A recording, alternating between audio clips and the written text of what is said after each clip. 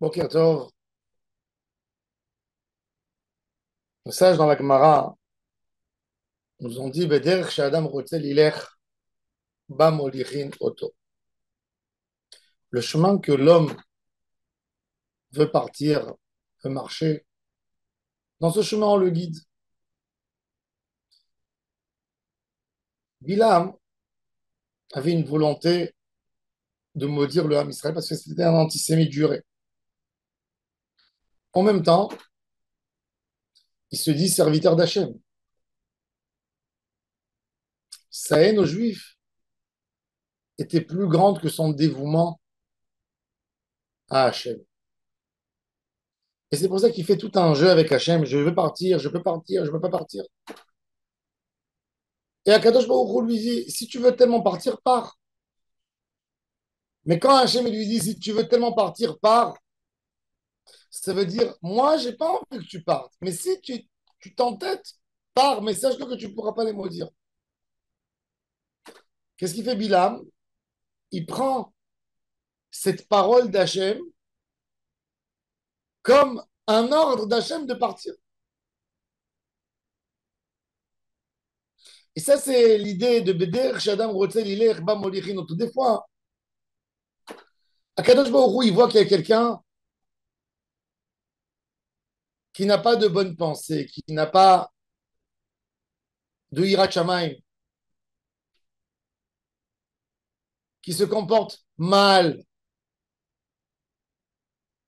Et Akadosh Baruch Hu, dans sa route, il lui envoie quand même des choses. Si tu veux faire, eh ben, tu feras. Et la personne qui prend, pas l'aide que Hachem lui donne, mais le fait que Kadosh Baruch Hu lui dit, ben, si tu veux partir, tu veux prendre cette route, ce chemin, tu partiras. Il prend ça comme une preuve divine que Hachem est d'accord avec lui. Mais c'est tout à fait faux.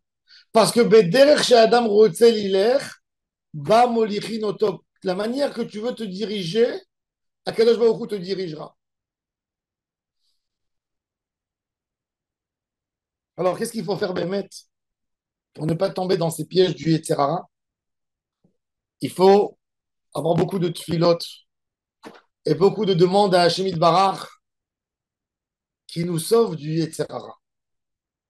Qu'on ne tombe pas et qu'on n'associe pas à Kadosh Baruch Hu à nos échecs et qu'on dit c'est la volonté d'Hachem. Non. Quand quelqu'un il fait une avéra et il voit que ça a marché, ça ne veut pas dire que Kadosh Baruch Hu est d'accord avec toi. Ça veut dire que toi, tu voulais faire une mauvaise chose à Kadosh Baruch Hu pour ne pas casser ton libre arbitre. Il ne te l'a pas cassé. Est-ce que c'est correct? Point d'interrogation, on ne sait pas. L'idée principale dans tout, c'est d'avoir une boussole dans notre conscience, une boussole pure qui va nous dire depuis le début, est-ce qu'on ce qu'on fait est bon ou pas bon? Le Gaon de Vilna a donné une idée. On a dit quand le Yetzirara vient te proposer quelque chose ou quelqu'un, ou quand tu as une idée à faire, si tu es choqué de toi-même la première seconde, ça veut dire que ta volonté a rencontré la conscience. La conscience a dit à ta volonté, c'est pas bon. Après, qu'est-ce que tu fais avec ta volonté? Tu essaies de te justifier. Tu essaies de t'expliquer pourquoi c'est bon à faire. Mais c'est pas bon. Écoute ce que ta conscience t'a dit au début. Et c'est ce qui s'est passé avec Bilam. Au début, Bilam a eu peur de maudire le peuple d'Akadosh Baruch Hu, les enfants d'Hachem. Si lui, il est soumis à Akadosh Baruch Hu, s'il est monothéiste, s'il est prophète, comment il va maudire les enfants d'Hachem? Mais quand ils sont venus et lui ont proposé des grosses récompenses.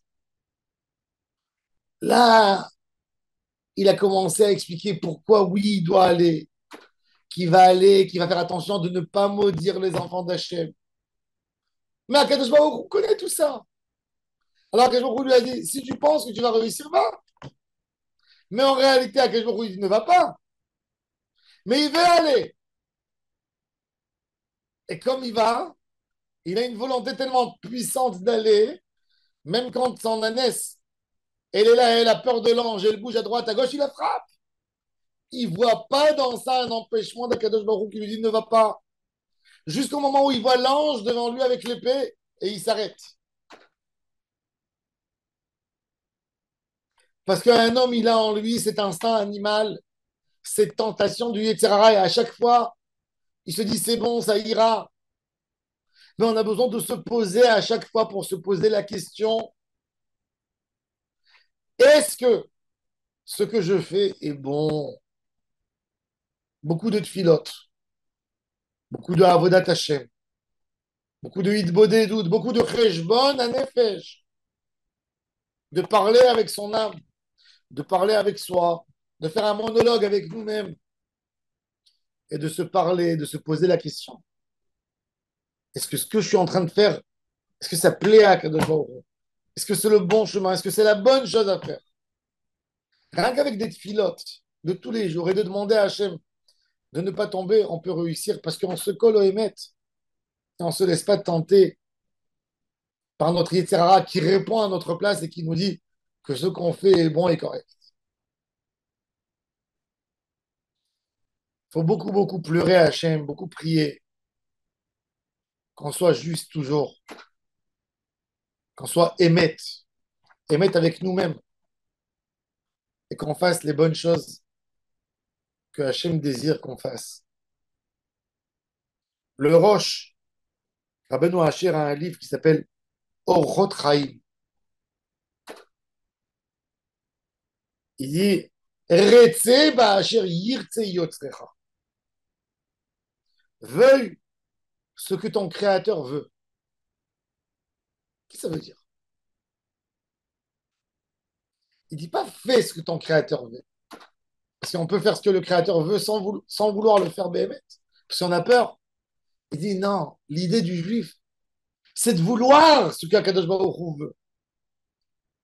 C'est d'être collé à Hachem Barach au point où je veux, toute ma volonté, c'est de faire sa volonté. Sans aucune contrainte.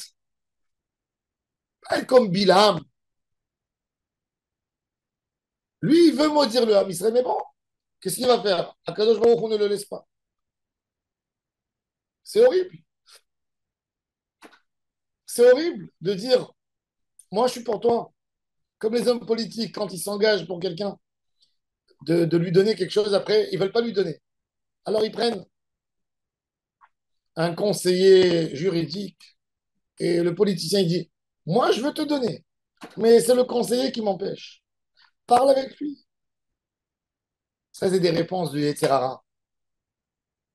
La vraie idée, Retse ba'asher yirtze yotzrecha.